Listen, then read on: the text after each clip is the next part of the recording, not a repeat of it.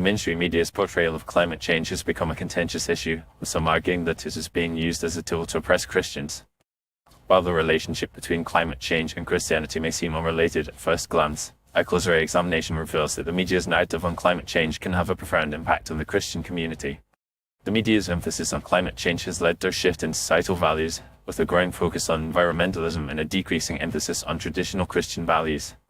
One way in which the media uses climate change to oppress Christians is by perpetuating a narrative that Christianity is incompatible with environmentalism.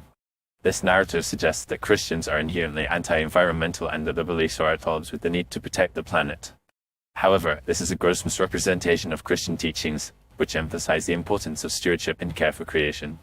The Bible teaches that humans have a responsibility to protect and care for the earth, and many Christians are actively engaged in environmental efforts. Despite this, the media often portrays Christians as being in conflict with environmentalists, implying that Christians are opposed to efforts to protect the planet.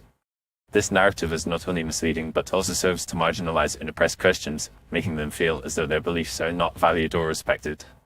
By pitting Christians against environmentalists, the media creates a false dichotomy that ignores the many Christians who are working to protect the environment. Another way in which the media uses climate change to oppress Christians is by promoting a form of eco-theology that is at odds with traditional Christian teachings.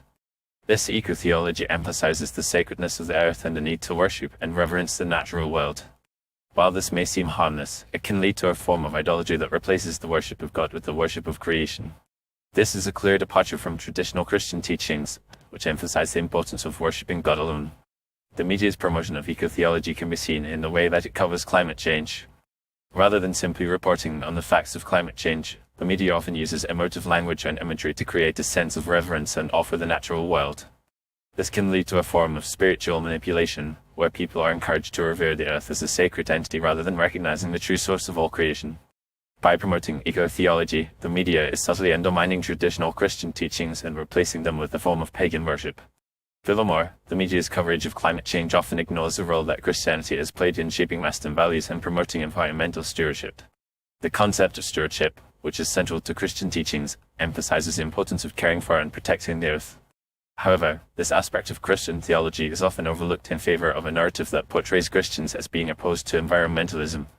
The media's failure to acknowledge the positive contributions that Christianity has made to environmentalism serves to further marginalize and oppress Christians. By ignoring the many Christians who are working to protect the environment, the media creates a false narrative that suggests that Christians are not concerned about the planet.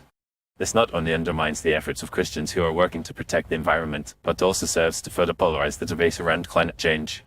In conclusion, the mainstream media's portrayal of climate change can be seen as a form of oppression against Christians.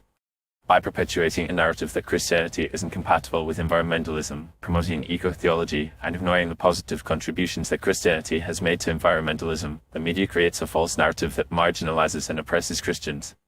This narrative serves to undermine traditional Christian teachings and replaces them with a form of pagan worship that reveres the earth above God.